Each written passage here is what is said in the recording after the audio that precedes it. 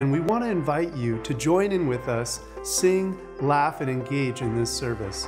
Feel free to take pictures, check in on social media, and share posts about Active Church. In fact, we'd love for you to take out your cell phone and follow us on Facebook, Instagram, and Twitter at Active Churches. If you have little ones, check out Active Kids just across the way in our family building for a fun, safe environment for your kids to learn and grow. There's even a cry room for parents with newborns and infants to enjoy the live stream and the service as well. Thanks for joining in with us. We'll begin in just a few moments.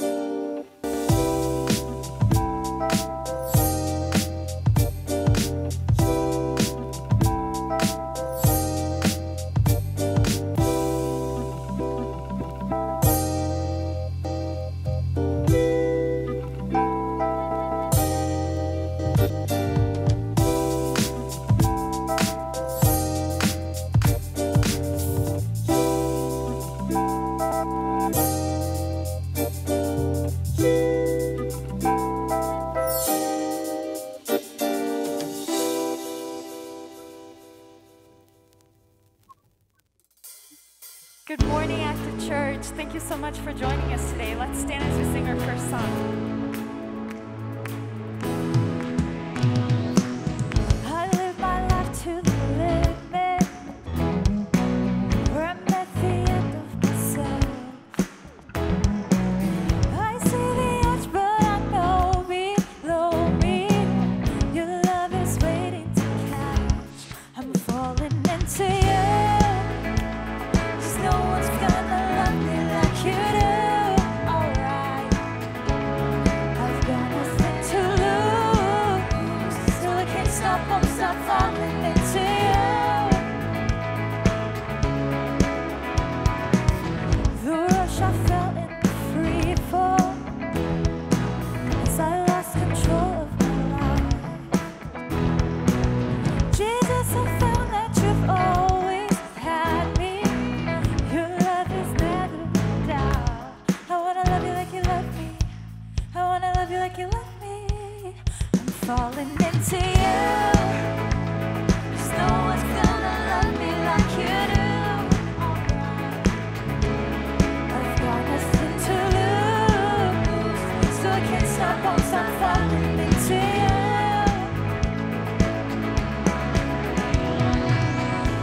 I wanna love you like you love me. I wanna love you like you love me.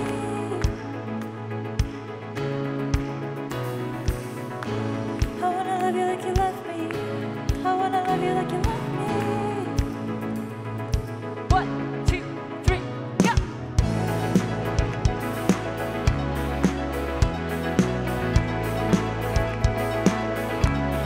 Come on, put those hands together.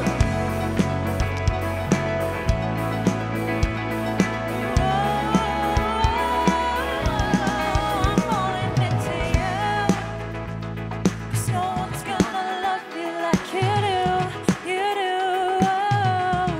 I've got nothing to lose, so I can't stop, won't stop falling into you. My God, oh my God, 'cause no one's gonna love me like you do. I've got nothing to lose, so I can't stop, won't stop falling into you. I'm falling into you. I'm falling into you, my God. Falling into you. I'm falling into you. I'm falling into you. I'm falling into you.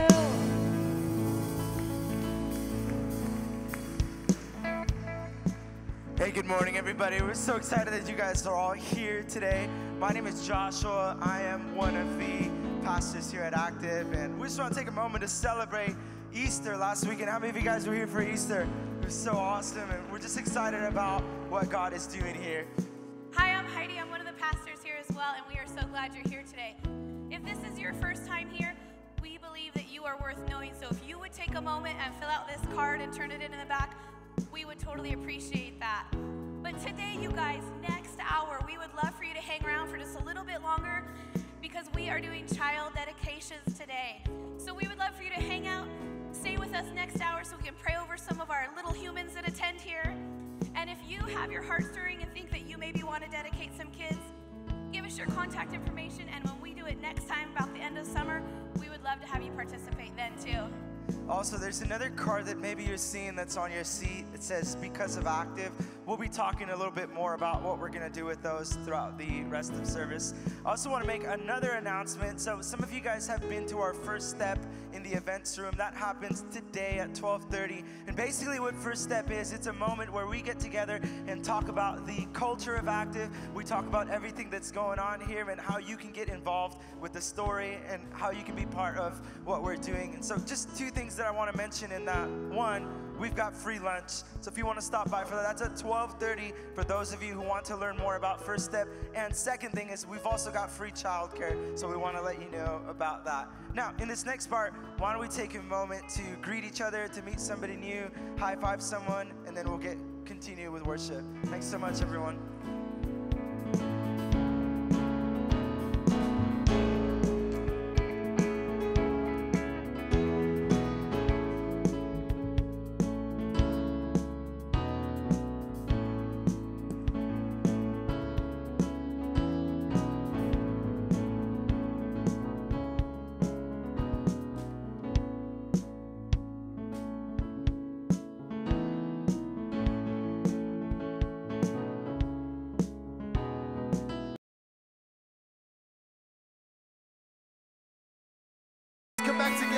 worship. Here we go.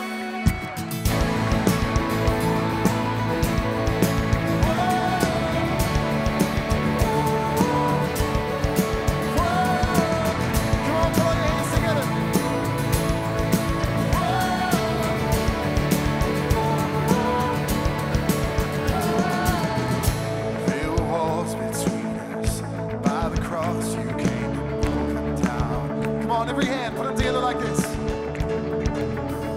There were chains around us. By your grace, we are no longer bound. No longer bound. You called me out from the grave. You called me into the light. You called my name and then my heart came alive. Say, your love is greater. Your love is stronger. Your love awakens, awakens. Awakens me. Your love is greater. Your love is stronger.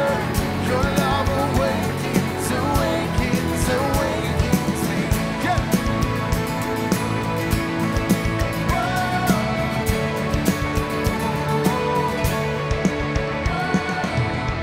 Feel the darkness shaking. All the dead are coming back to life. Come on. They're back to life. Hear the song awaken, all creation sing, we're alive, 'cause you're alive. You called me out from the grave, you called me into the light, you called my name and then my heart came alive. Your love is greater, your love is stronger, your love awakens, awakens, awakens me. Your love is greater. Your love is stronger. Your love awakens, awakens, awakens me. Yeah, here we go. And what the love we found, death can't hold us still. We shout it out, we're alive, 'cause you're alive. And what the love we found, death can't hold us still. We shout it out, we're alive, 'cause you're alive. And what the love we found, death can't hold us still. We shout it out, we're alive, 'cause you're alive. All right, put those hands together. I want to hear you say, your love is, your love is, your love awakens, awakens, awakens me. Your love is, your love is, your love awakens, awakens, awakens me. Your love is greater, your love is stronger, your love awakens, awakens, awakens me. Your love is greater, your love is stronger, your love awakens, awakens, awakens me.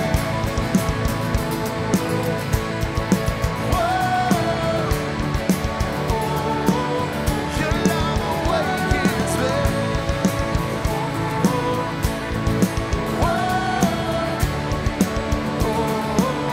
Your love awakens me.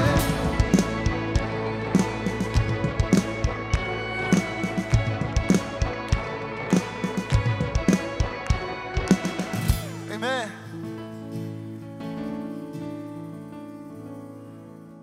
Active Church, who was here last week for our Easter service? It was an incredible time. So many people, so many new faces. And we, as a music department, as a worship team, we're so honored to release 4 songs, original songs out into the world that are straight from the heart of our church. Myself and our other worship leader, Joshua Estrada, had the privilege of writing those songs, and we've begun to teach them to our church and sing them together, and we'd really love to share another one with you today. So have a quick seat for just 1 second and check out this video, and then we're going to continue to sing.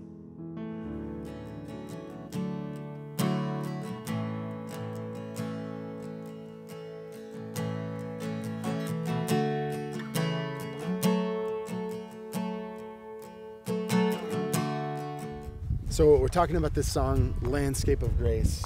And for me, it's one of the most worshipful songs that we have out there on the EP. And tell us about that phrase, that idea, Landscape of Grace, because it's not something we normally we normally hear or normally use? Sure. My favorite types of landscapes and even scenery is like looking out in nature and not knowing where it starts and where it ends just because it's so far-reaching. And I feel like God's grace is a lot like that. It's hard to pinpoint where it starts and even if it's got an end. From the heart of heaven to this heart of mine. In the pre-chorus of the song, you have this line that says, "What the cross has made vital." And I know when I first heard it, it was kind of whoa, what does that mean? I want to know more. So give us more about Sure. what that line means. What I was getting at is the whole song is kind of built around the idea of what Jesus makes significant in our lives. And so the first part of it focuses on hope. Another part of it focuses on redemption. And towards the end, it talks a bit about how God moving in our lives is the thing that's vital. Like a landscape of your grace, the world I have never seen before, what the cross has made vital, a hope like I've never known before. And the bridge, kind of the climactic moment of the song is Sure. is this bridge that says, "You will move this mountain as you're moving in me, and I will see the new thing that you're making of me." Where did that come from? But then also, what could that mean to somebody even in our church or other churches that are singing that line? Sure. I believe this, and there's a difference between believing something and then declaring it or singing it out. And I kind of wanted to provide an opportunity for our church to sing these words, this idea that these mountains in our lives, they're going to move in the same way that God's moving in our lives. And in the same way that God is making this whole thing new, God's working in my life to make me new as well. I am a new horizon. I can glory in the King. To the one who owns the mountain, my all and everything.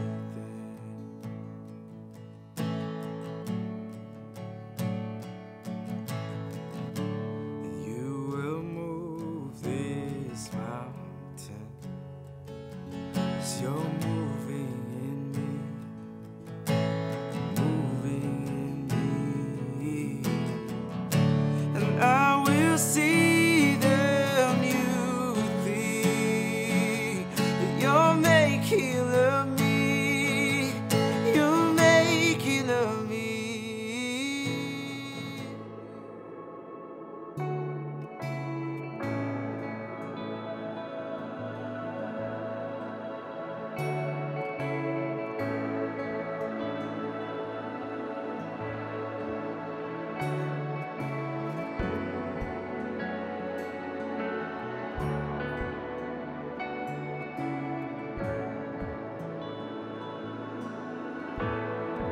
From the heart of heaven to this heart of mine, silhouette of kingdom has been set inside. Let's stand once again and sing together. A view that changes me. And everything I've dreamed. Now I'm pursuing after wonder, as it is to your heart. Like a landscape of your grace, a world like I've never seen before, with the cross has made vital, a hope like I've never known before. I am a new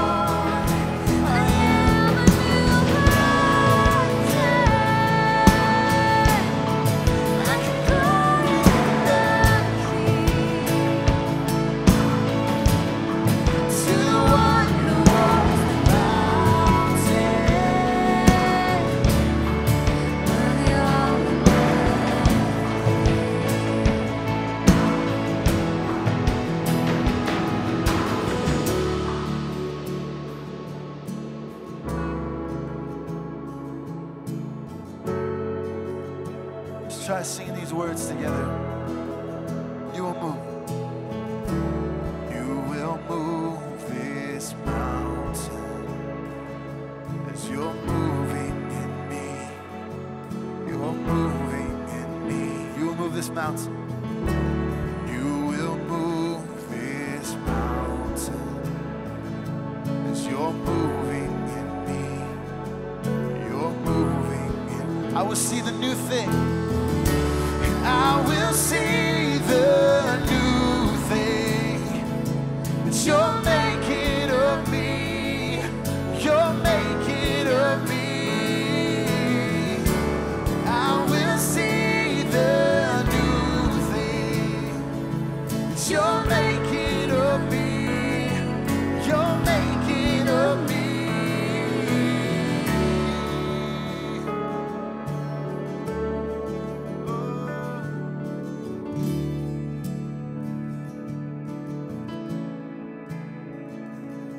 Church, when you came in, you got a card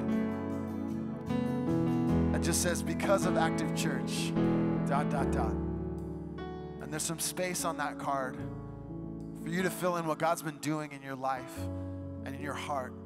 And maybe it's things that God has done through our church from these past few years. Maybe it's in your life what's been happening even just the past few months or weeks. Maybe some of you came to Easter for the first time here, and there's something that God's been stirring. Maybe you got baptized on Easter. But right now we want to give you a moment as we go into our Vision Sunday today, as our pastor Mike shares about the future and the vision of Active Church. I want to give you a moment to fill out that card. For me, if I were to take that card, I would say, because of Active Church, I'm surrounded by a group of people, a community that is friends that are more like family. And my kids have a place to grow up where they're loved and surrounded by people that love them and can learn more about Jesus. Now, yours doesn't have to be that long. It can be a few words. But we would love today for you to fill those out and then hang on to them, and we're going to collect them. So right now, we're going to give you a moment. Have a seat again. Grab one of those pens in the seat back.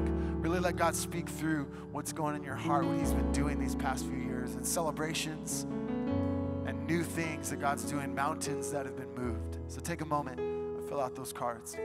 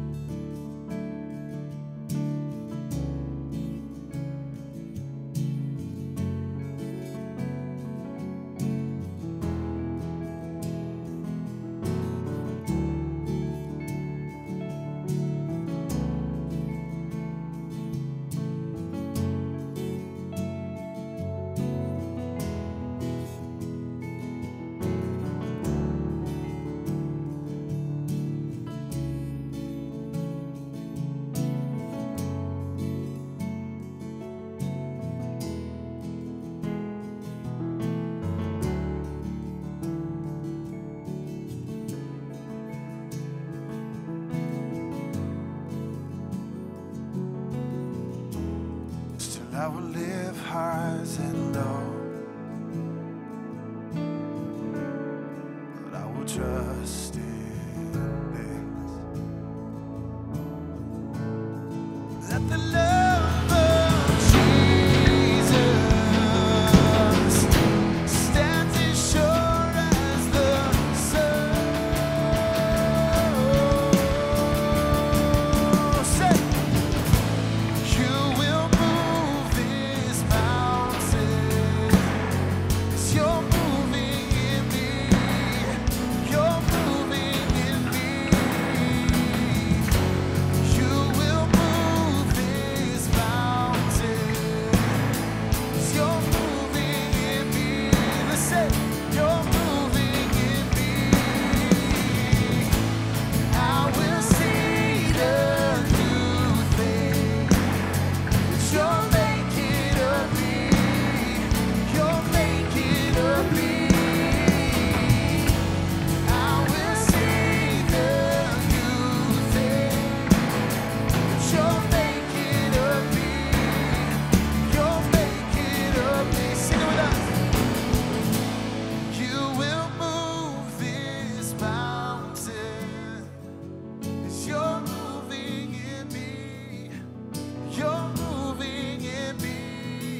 will move.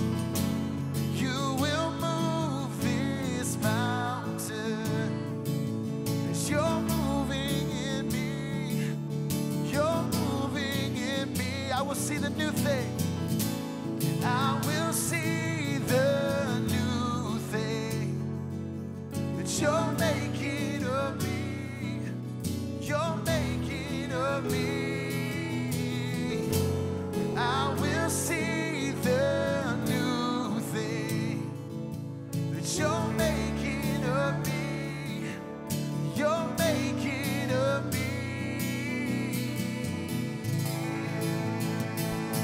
Let's give God praise this morning for all He's done.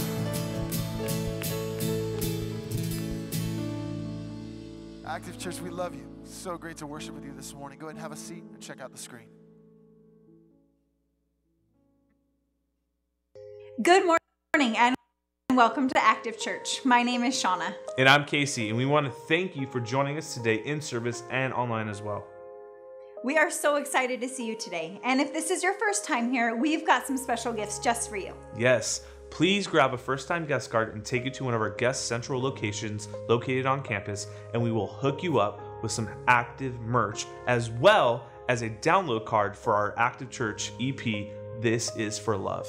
Also located in your seat back is our all-in cards and baptism cards. We've got some more opportunities to share with you, so check it out.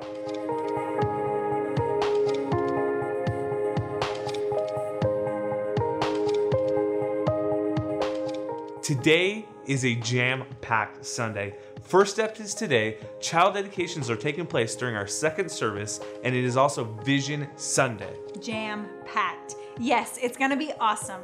And if you've never been to First Step, you do not want to miss it. It's a chance to hear more in depth about the heart and vision of Active Church, straight from our pastor and leaders. Yes, and free childcare and free lunch is provided. Nothing better than that, right? And anyone and everyone is welcome to join us for First Step after our 10:45 service. That's right. Everyone is welcome. If you've already completed First Step, there is still time to jump into Next Steps, which will allow you to go deeper into what we believe as a church and how to get plugged into serving here at Active. Yes, it's an awesome time. Next Steps begins April 15th, and the time has changed from 9 a.m. to 10:45 during our second service. That's right. The Next Steps experience is so important, and you have permission to skip service and be a part of it. For more info about First Step and Next Steps, feel free to talk to one of our activators at any of our guest central locations around campus. Yes, lastly, next week we will begin a new 4-week series entitled 4-Letter Words. We will focus on some common 4-letter words that have a huge impact on our lives: holy, fear, obey, and hell. Yes, it's going to be an awesome, awesome series. And these are all words we are used to hearing, but we want to spend some time digging into these words to understand a biblical perspective on what they mean in our lives. Join us next week as we begin our new series, 4-Letter Words. Right now, our leaders are coming forward and you will receive a communion stack with a cracker and a cup of juice. If this is your first time in a setting like this, please don't feel pressured to take communion this morning. For the rest of you, remember that we take communion to recognize Jesus' love and sacrifice for us. Feel free to participate by taking communion as soon as you receive the bread and the juice. When you are finished, you can find a cup holder near the bottom of the seat in front of you to place your empty cup. Thanks for being with us today. Our service will continue in just a moment. Hi, my name is Mike. Right now in the room, they're practicing what we call communion. It's a great unifying moment, and it's a way that we honor Jesus. And while they're doing that, we just wanted to tell you what happens throughout the week here at Active Church. Tuesday night is Active Youth, ages 6th grade to 12th grade. And it's an incredible night of small groups, big time worship, big time message, and a great way to join a community. If you're interested, we'd love for you to come and hang out with us. Small groups start at 6 p.m. and they run till 7 p.m. And then our big group time starts at 7 p.m. We'd love for you to come and hang out with us. Again, 6th grade to 12th grade. Also throughout the week and all over the Yucaipa area and surrounding cities, we have connection groups. These are groups from 8 to 12 people. They gather together, They discuss things, talk about things, engage with God and with others. They eat together. It's a great way to find your fam, your crew, your community. And we would love for you to jump into a connection group here at Active Church.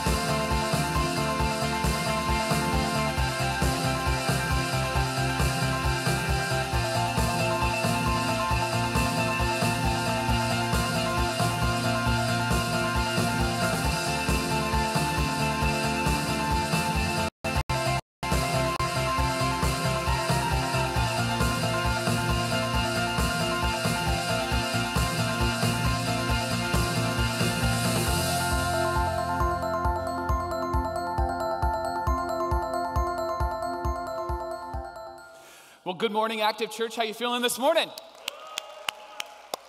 It is great to be with you. I'm so honored that you would come and hang out with us, especially if this is your first time here in the room or you're watching online. My name is Mike. I'm one of the pastors here, and we want to invite you to something that's happening today that is really significant for you and for our church, and it's First Step. First Step is a free lunch with free childcare and an opportunity to hear about the mission and vision of Active Church. But more importantly, it's a great opportunity for you to find your community. You'll find other people that are new around here as well. You'll get to meet some of our teams, some of our activators, and we get to hear your story. And here's why your story matters. Because we believe that God brought you here. Maybe it's your first Sunday and you're kind of checking it out, and maybe you're new to faith, or maybe you're new to God, but you're not new to God's heart, and you're not new to God's plan. And we believe that God wants to use your story in a very significant way. And First Step is really your first step in being involved in that. So come and hang out with us. Free lunch, free childcare, no money down, no obligation. We would love to have you come and hang out with us because we got some great things coming up. Next week, we're launching a series called 4-Letter Words. Now, not the 4-letter words that you might be thinking about, but you never say because you're in church and you're perfect, right? But the 4-letter words that are around us and that are in us and change the way that we move through life. And we're going to launch that series next week. And one of the best ways to engage in this series is in a connection group of 8 to 12 people that meet throughout the week. And they talk in a more intimate, more deeper way about what we talk about on a Sunday. And you can join a group by visiting activechurches.com/groups. We have some Wednesday groups that have just started or would love for you to join them, so you can check that out today. If you pull your phone out now, I will not be offended. If you want to jump into a group, you can just send one of those group hosts a message. Today is Vision Sunday. And when you think of vision, you might be a nerd like me, and you think of vision, right? From the Marvel movies, all right? And that's, yes, 2 Marvel announcements, 2 Marvel things back-to-back weeks. I'm a nerd. You already know that. Or maybe you think of vision in a way like you think of eyes, and maybe you have 20/20 vision and we hate you. Or maybe you have 20 like 964 vision and you're not even sure someone's standing on this stage today. But just know that I'm really good looking, okay? Just know. When we talk about vision around here at Active Church, we define it this way: a mental picture of what could be, fueled by a passion of what should be. If you're new around here, you need to know that this is a place filled with people with high vision. People who have a mental picture of what could be. But they don't stop there. It's fueled by a passion of what should be. And that we never allow ourselves to go, that would be great if. We go, what would it look like if? That we believe that we are people of vision. If you're a parent, you are a parent of vision, whether you know it or not. Because you give consequences to your kids when they make really dumb decisions, right? You give consequences to your kids because you don't want them to stay in that rhythm of life. You want them to understand that they're better than that. But you're also parents of vision because you don't allow the consequences to be forever. It's just for a moment. And you speak life over them like, you're better than this. I believe in you. God created you for something different. And even if you're not a parent, you have vision in your heart and in your mind when you interact with friends and family and coworkers. When you speak life into them, you're speaking hope over their life. It was Solomon, one of the smartest men to have ever lived, wrote the Proverbs that we have in the Bible, and he wrote this: that where there is no vision, the people perish. That without vision, without a perspective of where we're going, just leaning in on just what could be and nothing more, you perish. It's like you're dying. And maybe you felt that. You're living day to day, and there's no hope for the future. And a life without hope is like lungs without oxygen. We need it to exist and to breathe. A life without hope is like a heart without the blood supply. We need it to exist. We need it to be alive. And we want hope, and that's what vision announces, is what's coming next. And today we want to talk about how to prepare for what's next. Not just in one area, but in all areas. And the two areas that we're going to really focus on is your personal life and us as a community. We're going to talk about what's next for you and what's next for us as a group of people. And maybe what's next for you in your personal life is graduation. Maybe you're getting ready to graduate and you've been working for this for years and you're ready for it to come and you're excited, but if you're honest, you're a little nervous because now the rhythm of school is going to be done and now you have to actually adult. And adulting is not always fun. It's not as glamorous as we make it out to be, right? Or maybe you're having a baby. Maybe you're having your first baby. Or maybe you're having a baby, you're becoming a grandparent, and your kids are having a baby. And you're having to navigate and negotiate and talk through how everything's gonna be okay. But you're a little bit nervous because you've seen your kids and you realize that they haven't gotten their life down yet, and now they're gonna be in charge of another life. And so you're like, I'd be happy to watch the kid almost every day for you, I would. Or maybe you're gonna have another baby. And you're excited about it, but you're nervous because you realize that you're having another baby. And now you're outnumbered. Now there's more of them than there are of you two. And you realize that if they wanted to revolt, they could take you. So you're nervous about that. And that's okay. It's part of the human experience. There's an excitement that comes. That's okay. It's a part of the human experience. That's for you, and what's next for you in your personal life. What's next for us collectively as a church is we have some great work ahead of us. We have some great things to accomplish. We say that the best is yet to come, not because it's a really great phrase that you should get tattooed on your arm or on your forehead or whatever, But it's a great phrase because we believe in it. We're people of high vision. And reason why we believe that we have great things to come is because there are 2.2 million people within a 30-mile radius of our church. And 1.7 million don't know Jesus. They don't have the hope that you have. They don't have the vision that you have. And it's not that we think that we're better. We just think that God is the best. We just think that what God offers is greater than any other offer that we could receive on this earth. That God's love is greater. That God's mercy is greater. That God's kindness is greater. And that He invites us to something greater.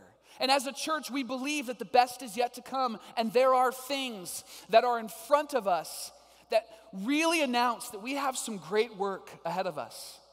And with anything that comes next, there's always transition. There's always that adjustment where you've had this rhythm and now your rhythm might have to adjust. There's always this inconvenient moment where you have to make a decision where I really liked how I did this, but now I have to adjust a little bit. And then with transition comes change. And what I found in my life, and maybe you found in your life, is change isn't always very fun, especially if we feel like we're being changed. We like to initiate change, but if we're being changed, man, that's really frustrating, isn't it? We feel like we're being forced into something. And transition plus change always seems to equal stress. That we're filled with anxiety. And we're starting to ask all the what if questions. Well, what if I graduate and there's no jobs? What if I'm home alone with a new baby and I have to change the diaper? What if? What about? What are we going to do when?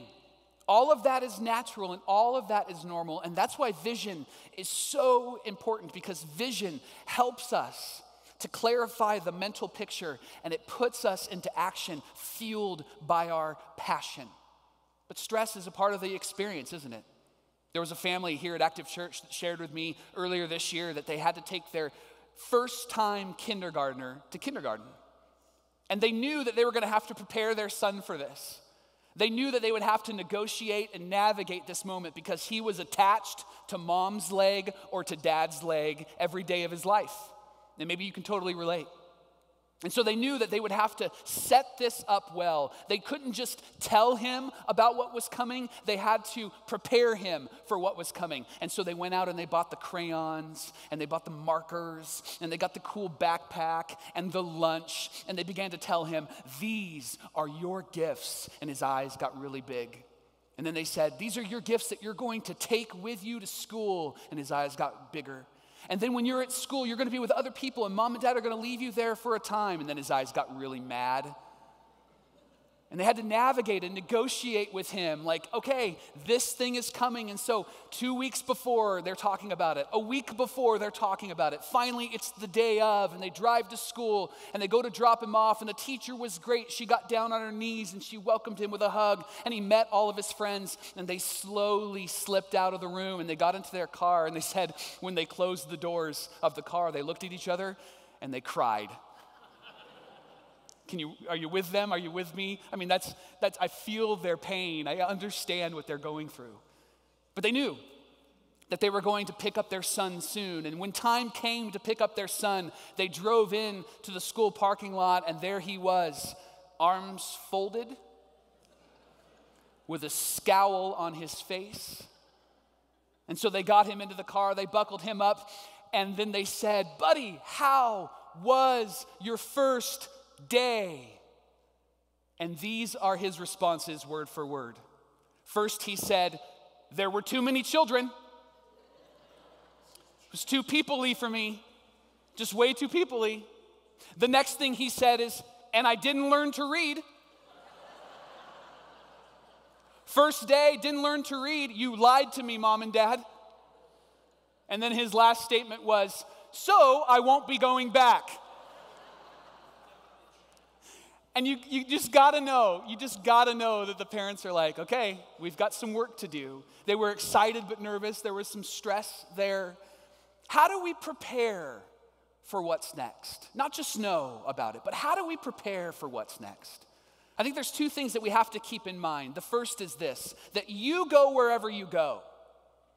I know that that's brilliant. Write it down. You can tweet about it, hashtag it, whatever. But you go wherever you go. And here's why that's so important and we have to keep it in mind. Because often when we think about what's next and when we're about to go through a transition or change, we think that a new place means that we get a new face. We think that a new view means it becomes a new you.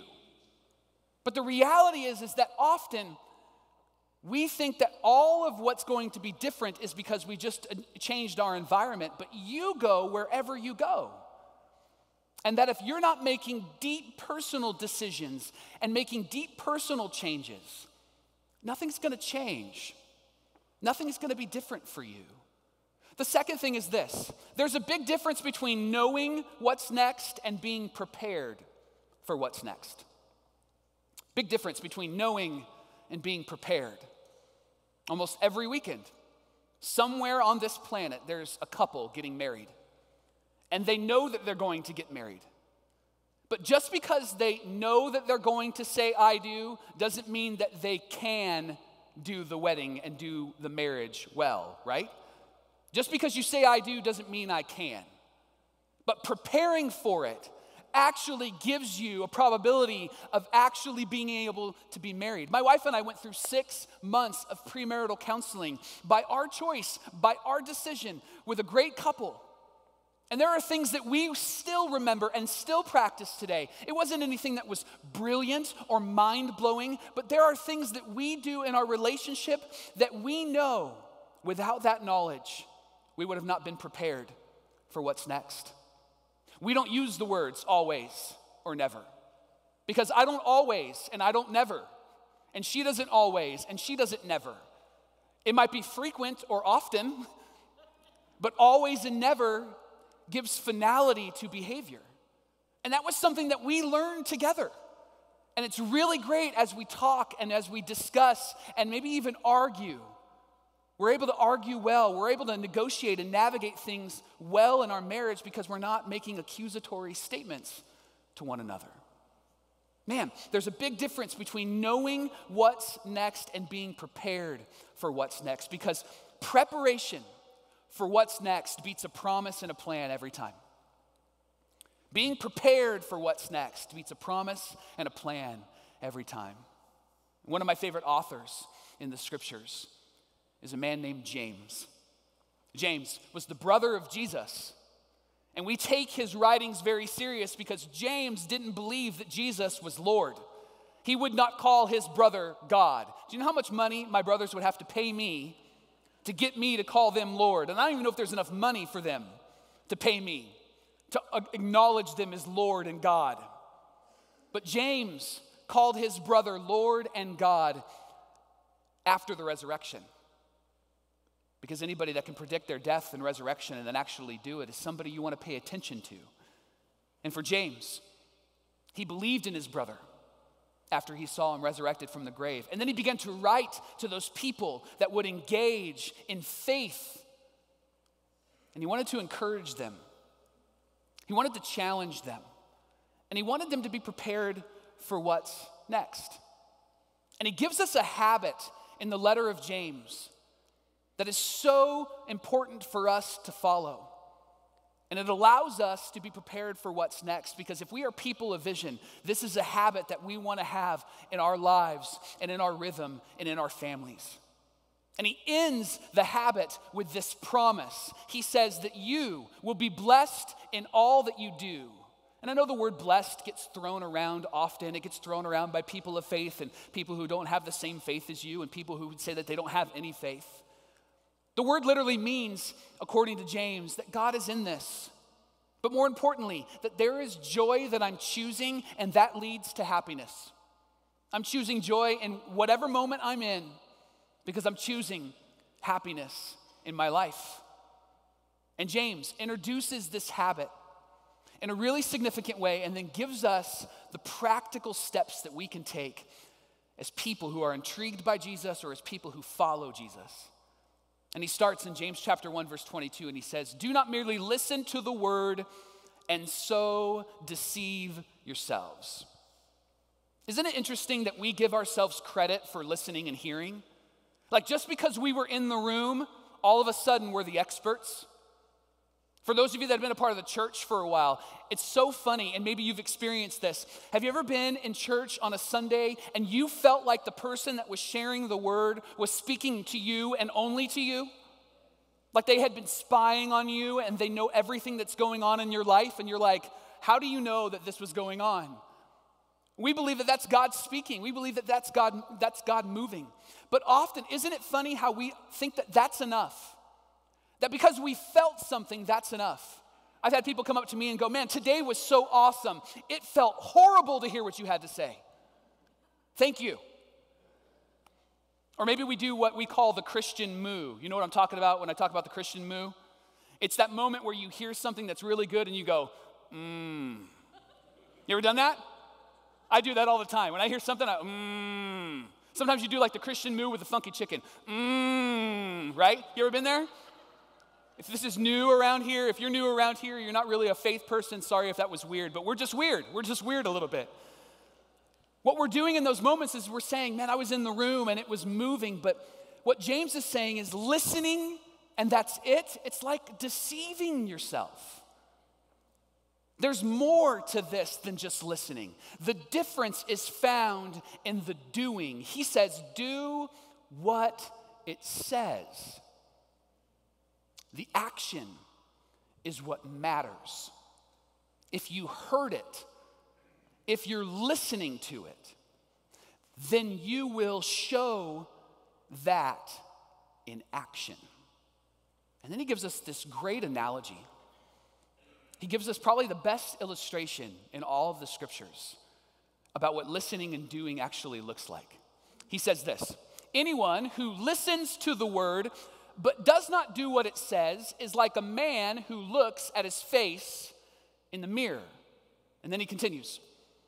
And after looking at himself, goes away and immediately forgets what he looks like. So it would be this. You woke up this morning, you went up to the mirror, looked at yourself and went, oh my. And then you went on your way. Now, nobody in this room or even online did that. And if you did that, we would know it, right? Like if you did that and you went to work, if you looked in the mirror and went, oh my, and then went to work, your boss would go, everything okay? And you don't get credit for looking in the mirror. Excuse me, Mr. Boss, I looked in the mirror today. A mirror requires a response, doesn't it? A mirror requires you to do something. And I know how long you stand in front of the mirror every morning. I do. I know how long each of you stand in front of the mirror every morning. Until it gets better, right? That's how long you stand in front of the mirror. Whatever it is, you stand in front of the mirror until it gets better. A mirror requires a response. And if you're in the habit of seeing something but not doing something, you will carry that habit into the next season. All life is connected. Everything that we do is connected to the next thing. And if you're in the habit of seeing something but not doing something, you will carry that habit into your next season. And then James gives us the habit. What does listening and doing actually look like? He says this, but the man or the woman who looks intently into the perfect law and continues to do this, not forgetting what he or she has heard, but doing it. The word intently literally means to stop and stare, to look at it, to observe it, to allow it to move in your heart and in your mind, but not just staying there, but realizing that it's calling you to something. And that's that phrase, perfect law. When James talks about the perfect law, he's addressing the people who would have a Jewish background, and even the people that would be Gentiles but would be aware of what the Jewish people would follow.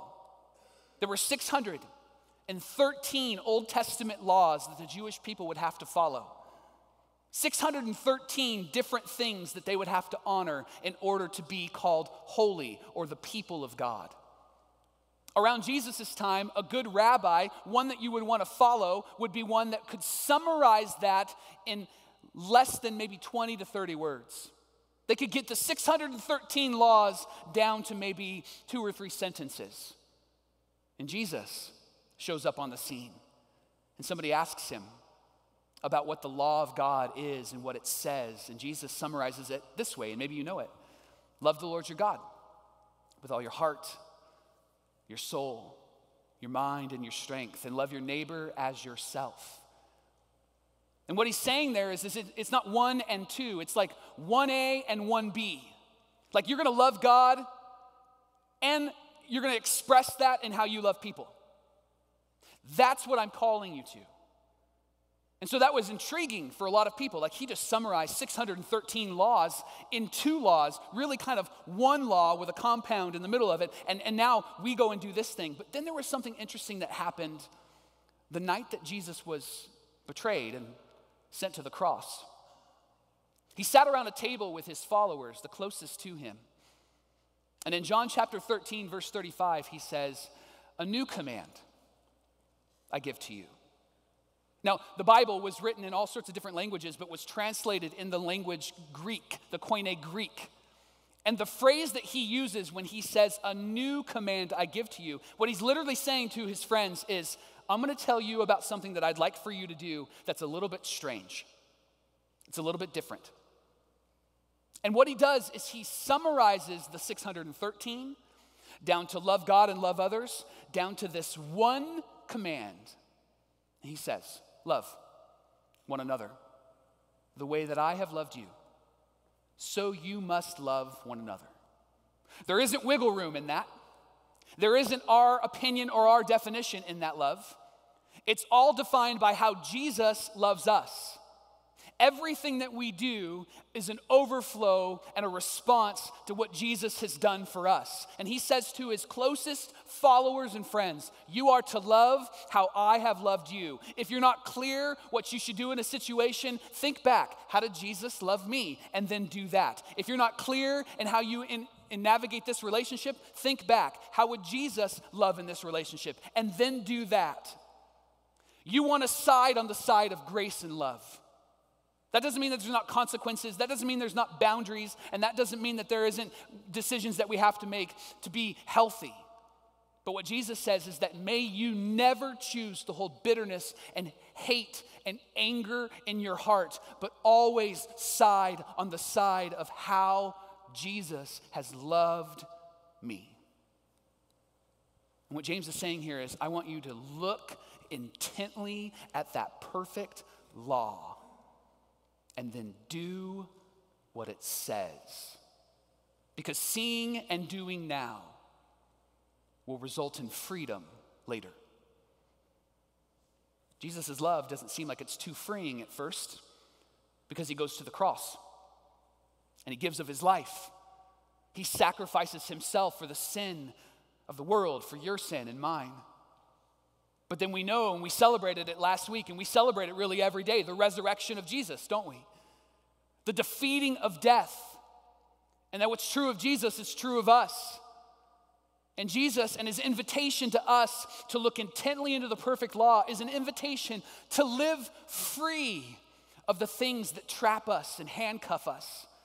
The things that cause us to worry and stress and stay there. Jesus invites us into a greater vision. He says, you know what could be? Let's make it what should be. I've seen it play out in a few different ways in my life. I was born and raised in a Christian home, and this was the rhythm of life in our home when it came to our resources. That we are to give 10%. We give our tithe. As a kid, I remember getting $1 and then my mom and dad saying, get a dime, put it in the offering. And it was something that I just did because mom and dad, they were scary. And so I honored mom and dad and I put the dime in the offering. At least it wasn't a quarter, it was a dime, I could do that. You would give your 10% because that's what God has invited us to. And then you would save about 10%. And then you would live on the rest. Reversing that sounds better, doesn't it? I live on whatever I want, I save when I can, and I'll give when I feel like it. But what Jesus invites us to is that's not freedom at all. You will actually handcuff yourself in that rhythm. And the reason why we do this is because there are people who are in need. That we are people that don't keep our hands closed. We are people that believe just because it came to me doesn't mean it's all for me. And this principle, personally speaking, has changed my life. Not because it's a great principle, but because I did it.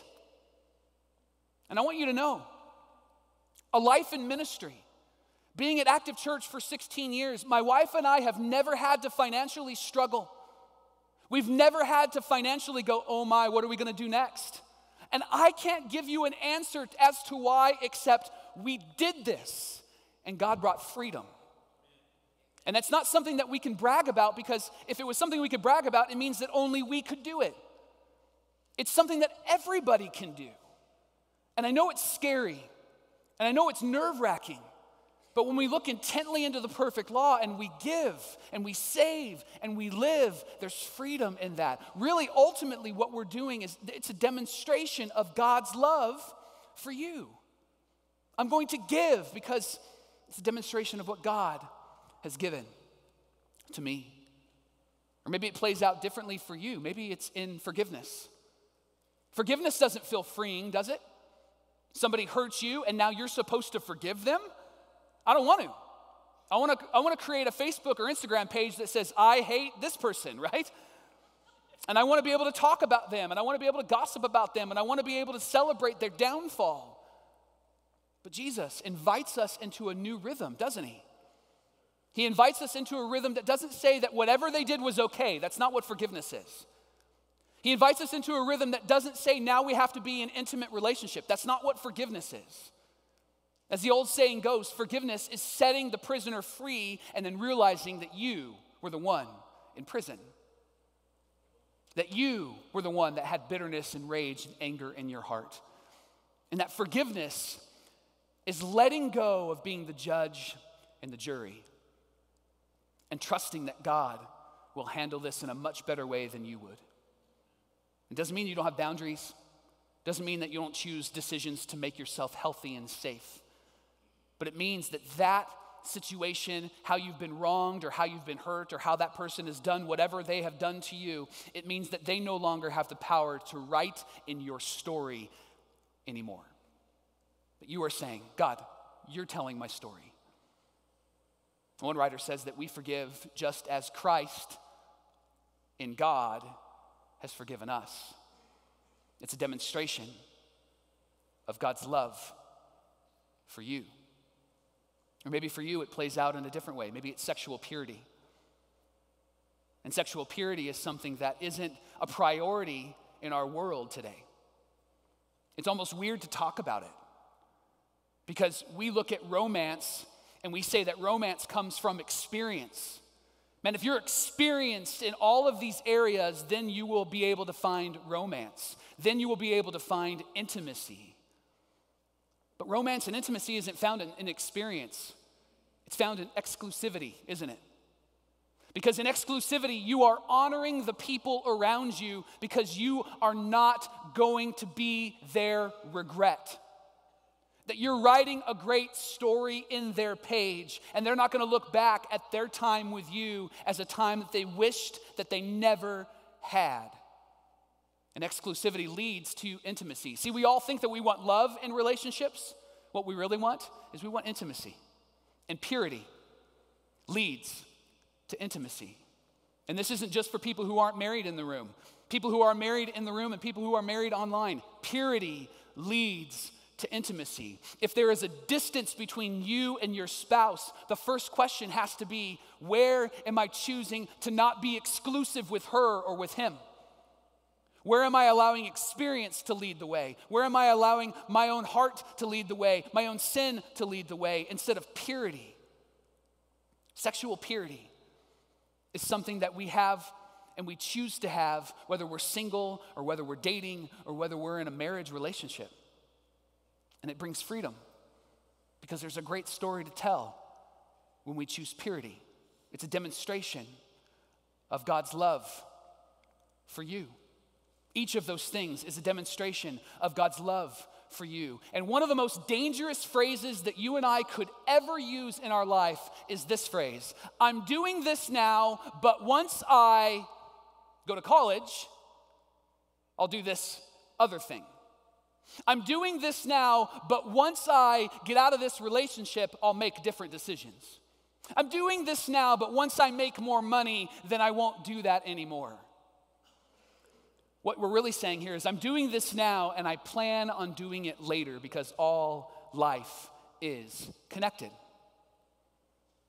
And whatever habits you have now, if you don't make a decision to change those habits, and I'm talking about deep inside of you in your character, if you're just somebody that listens but doesn't do anything, you will carry that habit into the next season of your life. And this will be the phrase that you'll announce to the people that love you the most.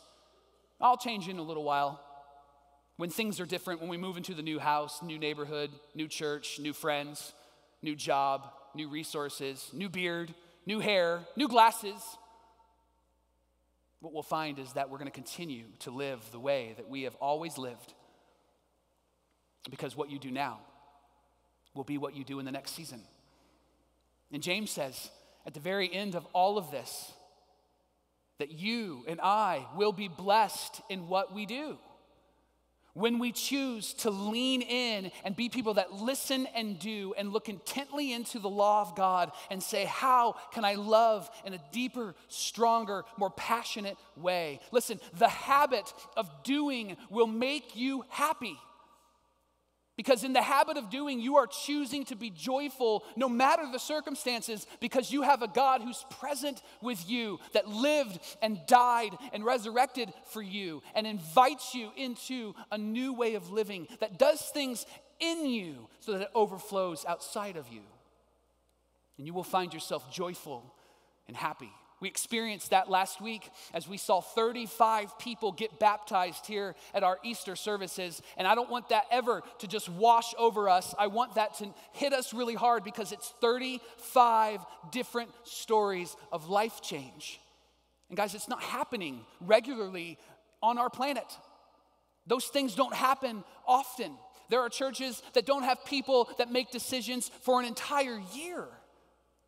There are churches that close their doors, 3,000 to 5,000 every year. And yet God has chosen you and I to be a part of Active Church, to see life change. Like my friend John, who baptized a player on his basketball team last Easter. And then this Easter baptized 2 more of his players. John sees his life not just as a dad and a husband and a coach. He sees his life as a man of God. And he would tell you, I don't do it perfectly. He would tell you that I just want God to use this imperfect person to love those around me. And to be able to see him baptize his former players, them making decisions because of the influence that John has in their life, is so incredible. Or like my friend Kaylee, who wasn't planning on getting baptized last week, but walked out onto this stage with tears in her eyes. And she got here to Active Church because she just got a simple invitation to, hey, why don't you come back to church? And she said, I've been waiting for somebody to ask me. I've been waiting for somebody to give me that invitation. I had been thinking about it. And she said, the day that she returned, she got told by her boss that her hours were going to adjust and she wouldn't have to work on Sunday. That soon that will change. What was fascinating about this moment is that after she got out of the water, she texted her boss and her team and she said, hey, I know I'm supposed to be at work at this time. I'm going to be a little bit late because I'm getting baptized at my church. And the responses were great. Thumbs up, smiley face emojis, people celebrating her decision to get baptized. She made a decision to do and not just listen. Or like my friend Zeke, 10 years old, who walked out onto this stage, and I think he got the biggest applause of everybody. I just want you to know. Like, he was like Hollywood coming out here on stage. He invited almost 20 family members to come and see his life change because he understood the power of that moment. This is one of the happiest kids, one of the most joyful kids. And to be able to see his dad, Jason, baptize him, guys, there's nothing like that. You could see the joy and the excitement that was in that family. They made a decision not just to listen, but to do. And each of these people made a decision not just to listen, but to do, to take action, to lean in on what God would have for them. Because a doer now is a doer later. A doer now is a doer later. And my greatest regrets in life are associated with just hearing and not doing. How about you? Most of the regrets I have in my life are associated with I heard it, but I didn't do anything. I listened to it, but I didn't take action. And I know when you think about all of the things that you could do, maybe there's one thing that you could do. Maybe for you it's giving, maybe for you it's forgiving, maybe for you it's sexual purity, maybe for you we didn't list it.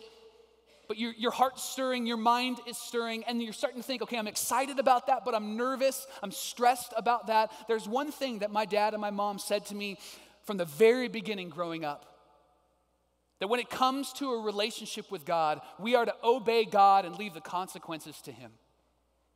Because there are going to be moments in our life that we're not going to be able to really explain how it all is going to happen. We're not really going to be able to explain how it's all going to work. But one thing that we can explain is I got to take this step. And I trust that God is going to help me navigate all these moments. And perhaps even in some of those moments, just fix it Himself.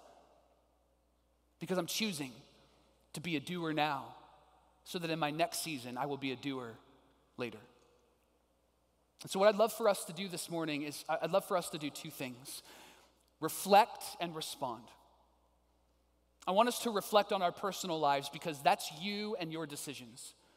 And then I want us to respond as a community collectively. And in our reflection, I want to ask you two questions. Here's the first. What are you doing that you shouldn't be doing and you tell yourself that you won't do later? That's nasty. I'm sorry. That's nasty, isn't it? What are you doing that you shouldn't be doing and you tell yourself that you won't do later? And then the next question. What are you doing? What are you not doing now that you should be doing and you tell yourself that you will do later? What are you not doing now and you tell yourself that you will do later? And what are you doing now that you tell yourself you won't do later? A doer now leads to a doer later. All life is connected. And I want to invite you to reflect on that for yourself personally. And then as collectively, as a church, as a group of people, I want us to respond. And first I want to remind you of why we're here. Active Church exists to help people meet Jesus and learn to follow Jesus. That's why we're here. And you can see that vision on display each and every week. That it's not just something that we hold in our minds, but it's something that we put in action in our hands and in our feet. We exist to help people meet Jesus and learn to follow Jesus. And you saw the number earlier, but we have a desire to reach the 1.7 million people. And we put a label on it. We put a number on it. We put a statistic on it. We want to reach 1% of the 1.7 million people. And maybe you ask the question, why do we share numbers often? Why do we share these numbers? Is it just really all about numbers? And that's a really great question. Because we see the church not as an organization, but as an organism, right? We see it as something that is a body that grows. The writers of the scriptures talk about it as a body that develops and grows and has different uses and does different things. But the reason why we use numbers is very simple. When you're sick and you go to the doctor, how does the doctor determine your health? Takes your temperature, takes your blood pressure, maybe looks at your cholesterol count. Unfortunately, he finds out how much you weigh, right? And each of those things help determine your health. And they're numbers. And when you don't go to the doctor, it's because you don't want to know the numbers because you don't want to know if you're healthy. And the reason why we share those numbers is because we as a church need to celebrate what God is doing and need to celebrate the stories that God is telling, and we need to know that we're healthy. And I know that you'll become a numbers person if suddenly I said to you that we had, over the last 4 years, 663 baptisms. But today I said we had 662. And what if that one baptism was a person connected to you? What if it was your baptism? You would say, well, who are you forgetting? Oh, I'm forgetting yours or your sons or your daughters or your spouse. Immediately you would go, well, does it not count? Well, it does, but we don't want to be about numbers. We're just going to ignore it. Immediately, we would all become about numbers, wouldn't we? Because numbers tell the story of what God is doing here. Numbers help us determine our health. And we see God doing something incredible here at Active Church, something that is a miracle here at Active Church. And today I want to give you a number, and I want to invite you to respond by being a doer. We as a church, we want to raise $160,000 above budget because we believe that there are some significant things that we can do now to be prepared for what's coming next. And the reason why I say above budget is because there are those who are faithful givers here at Active Church. You allow us to do what we do. And when I say us, I'm talking about you. We get to do this because there are people who give of their resource. They give of their time, their talent, and their treasure. And we want to raise $160,000 above budget because we believe that there's something we can do now to be prepared to help reach that 1% so that people within a 30-mile radius can know Jesus as their Lord and as their Savior. And so we've summarized it into 4 buckets. The first bucket is provide hope. This is the catalyst for us being the people of God in our cities. We've already sent a team to Houston. We're sending a team to Mexico soon to work at an orphanage. We fed almost 200 families by getting them groceries just a few weeks ago. We gave $10,000 in one Sunday to the Best Buddies program. Church, you are stinking amazing. You are awesome. But here's the thing, all of those things were decided kind of last minute. They were things that we just kind of responded to. But we want to be a church that plans and prepares for what's next. We want to be the church that writes big old fat checks to organizations that are doing great work in our cities. Instead of waiting for one Sunday to get 10 grand, what would happen if we planned on it? Maybe we can give 100 grand. This last year, we gave just out of our budget $100,000 to local and global people and partners that changed the world. And part of that $160,000 will go towards us being a church that says, provide hope isn't just something that we put on the wall. Provide hope is what we do. It's how we connect our hearts to our hands. The second bucket has to do with our active kids. And I want you to know that active kids is one of the best things that's happening around here. And there are people in this room that were prepared for you. If you've been here within the last year or 6 months, what you don't know is that family building was a mess about 3 years ago. And we as a church raised $400,000 to renovate that building. In 2015, here are some of the pictures. One of the rooms looked kind of like this, and we made it work. Here's some of the reno that we did in what's called the Summit, where the elementary kids are. And in 2015, we had 60 kids that were coming each Sunday, which is good. But when we made the renovations and we created a space where we didn't just talk about how great it would be, but we actually put our money where our mouth was. See, one of their values over there, 3 of their values actually, is engagement, where the kids can be engaged at the level that they're at. That it would be a fun environment, that they could celebrate the love of God in their life, but that it would also be a safe environment. And quite honestly, 3 years ago, that place was not fun, engaging, or safe. And we wanted you to know that when you give us your kids and you trust us with them for an hour, that we're going to care for them well. And what we've seen just in the last 3 years is our numbers jump to over 200 kids every Sunday. That's a 233% growth. What an amazing thing. And so a part of our $160,000 is to go towards our kids area, and here's why. We have room to grow in this room with adults, but we are packing them in that room across the way with our kids.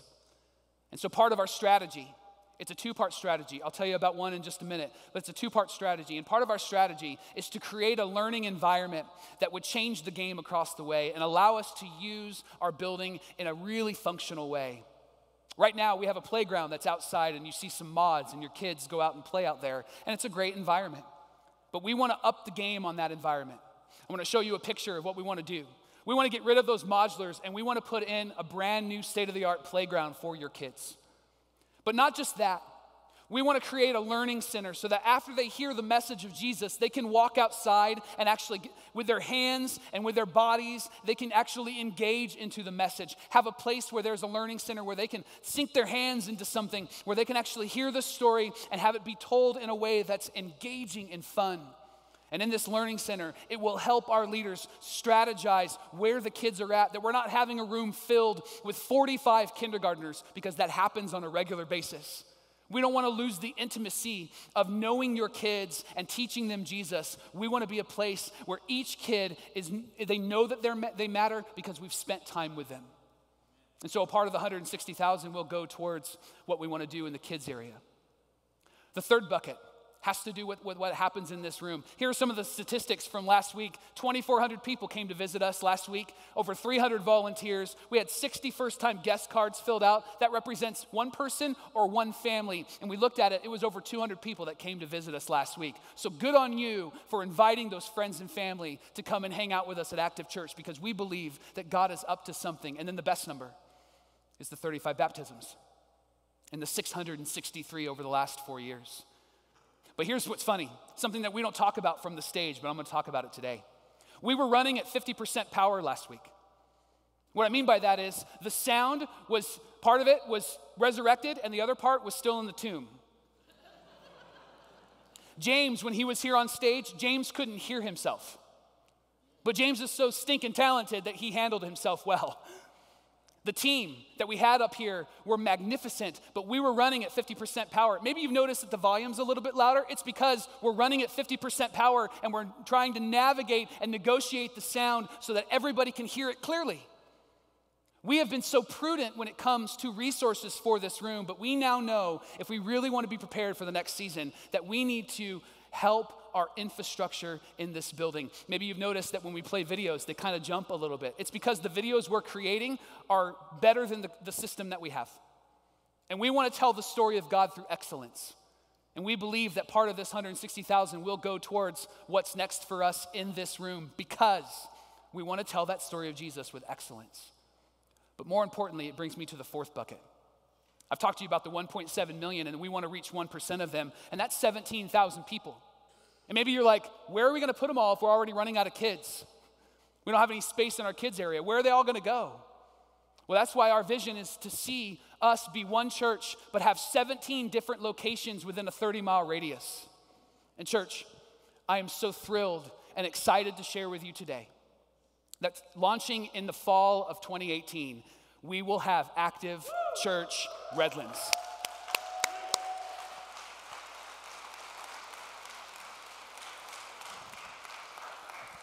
And I'm going to give you more details on that as they unfold, but this is a God story. It really is a God story. It's amazing how this all has come together. There's a lot of work, and we're going to talk about it, but it's amazing how all of this has come together. This will allow us to love and encourage people in Redlands. The highest engaging group outside of Yucaipa online for us is Redlands and Riverside. We have 30,000 people that watch us online every month. Every month. And we want to engage with them and invite them to a place where they can know Jesus and learn to follow Jesus. And so in your seat back, there's a card. And it says all in on it.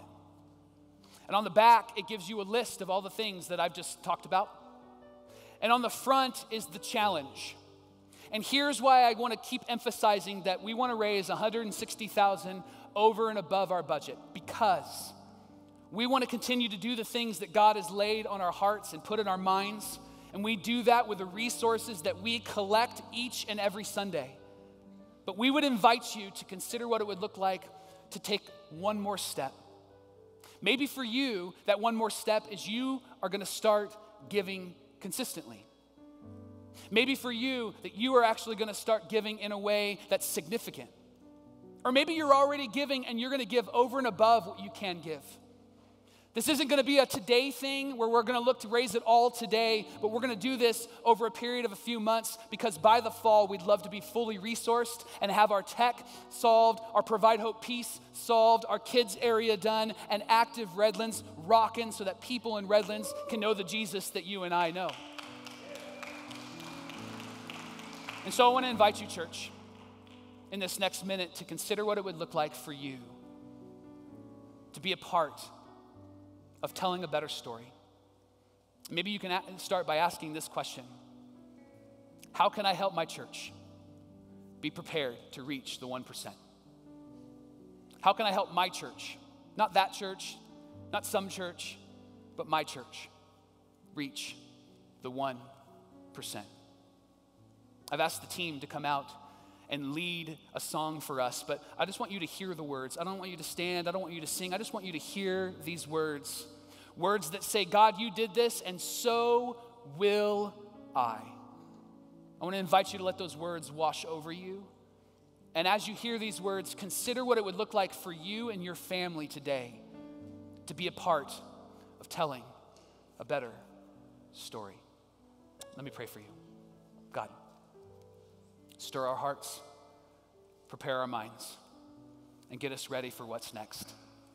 That we would be people that say, God, you have done this, and so will I. In Jesus' name.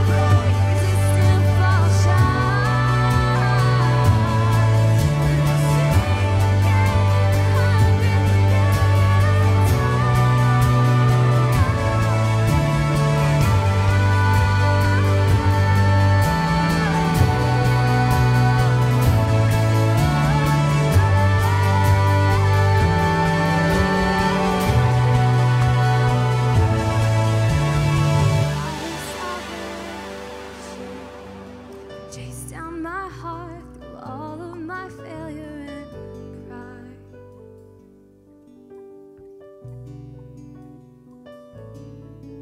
On a hill you created, the light of the world, abandoned in darkness to die.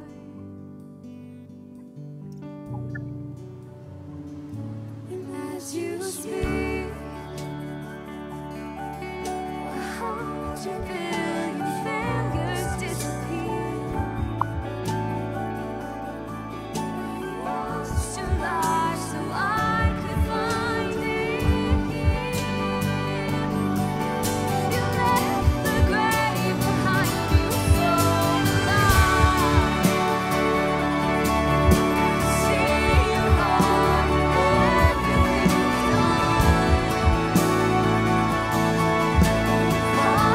done.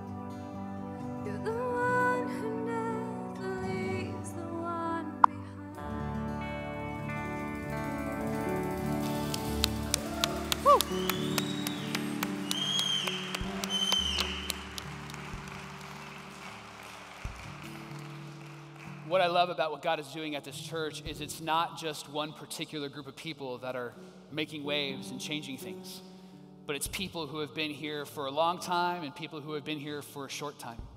This week we got to sit down with 2 long-timers and 1 short-timer, and that's not in reference to their height, that's in reference to their time here. And there's some great people, Art and Carolyn and Tori, and we asked them to share a little bit of their story with you. So check out the screen. Okay, we have been coming to Yucaipa Christian Church for 35 years. We started when our daughters were in middle school, and we wanted a church that would meet our family needs of teaching our children God's way. Then we've been a part of Active Church. We celebrate our first anniversary. We've been coming here for about 7 months. I was referred here by my friend Melissa, who's been coming since she was a teenager. The first time we came, we felt comfortable and at home, and then we stayed and we love it. And I just feel like it was reaching people that my kind of service would not reach. Because if we went to a church that I really loved, I don't feel like that we would be reaching the people, because that would be making me feel good and keeping other people from coming that weren't comfortable. For an example, we were at the Harley shop buying our new motorcycle, and we're talking with one of the guys there, was full of tats, head, neck, and we got to talking, realizing that one of his tats was Philippians, and about how he became a Christian, and about how that he loves the music in churches now. And we asked, well, if it had been hymns and suits, he says, oh, I would never have gone. And like the Lord said, there's your answer. You need to stay and realize that, in fact, change is what I want. And I want to outreach to the community. The church has grown so much just since we've been here, and there's so much to serve and help with, and we've loved doing everything that we can and look forward to doing more. And it's wonderful to see new converts that haven't been in church, to be excited about a church and their Christianity and their walk and their baptismals. Amazed with the baptismals that we've had. And it's just been wonderful. So we want to keep investing. That's why we have invested in the church, is for that very reason. And the children's ministry has just exploded. And we were so happy to be a part of that. Even though we don't have children or grandchildren, anybody in that department, that a big renovation needed to be made, and we were happy to be a part of that. If this is your home church, or if even you're new to the church, I would encourage you to help to serve or to give when you can. Anything that you can do to help, it just makes you feel good. It's a great church, it's a great outreach, and I would like to encourage everyone to do what they could do to help continue this outreach, and I think we've only just begun.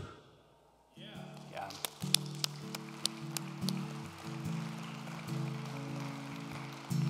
When I grow up, I want to be like Art and Carolyn, and I want to be somebody that no matter what generation I come from, no matter how long or short I've been a follower of Jesus, that I'm always thinking about and being prepared for what's next. And today, you can help our church, your church, this church, be prepared for what's next. And there's a couple of ways that you can do that. First, we're going to just give of our regular giving time. And you can give in 4 ways. We're going to pass some buckets here in a minute. You can give at the kiosk out in the lobby. You can give online at activechurches.com/give. Or you can text to give. And some of you have taken advantage of that. Texting to give is really easy. You put the number in and then put the amount that you want to give and hit send. If it's your first time, it'll ask you for some information, and then from there on forward, it won't ask you for that information again. You can put whatever amount in there, and it's really easy to give. And then as your heart is being stirred and as you're thinking about what it means to tell a better story and be all in, today you can commit to what it might be that you want to give. You can tear off that bottom piece with your information, and you can place that in the bucket as it goes by. If you'd like a week or two to really think about this, this will be something that we'll lay in front of the church each and every week as a reminder of what God is doing and where we're going next. So if you'd like some time to really think and pray and process, then we want to invite you to do that. If you have some questions about it, I'll be out in the lobby, or you can come to First Step today, and we can talk about that at First Step. And then one last thing, as we pass those buckets, you wrote down today, I'm here, Active Church has done this in my life on that card. And so we want to encourage you just to place that in the buckets as they pass so that we can see those stories and tell those stories and share those stories with the world. Let me pray for us as we prepare to give. God, we love you. And I pray that you would stir our hearts first to give because we want to be faithful and honoring to you. And God, if we are being stirred to give to that 160,000, may we take a step of faith so that lives can be changed and our church can be prepared for what's next. You have entrusted us with a lot, and so may we be good at what you've entrusted us with, and may we use it to honor you. In Jesus' name, amen. Servers, if you would, thank you.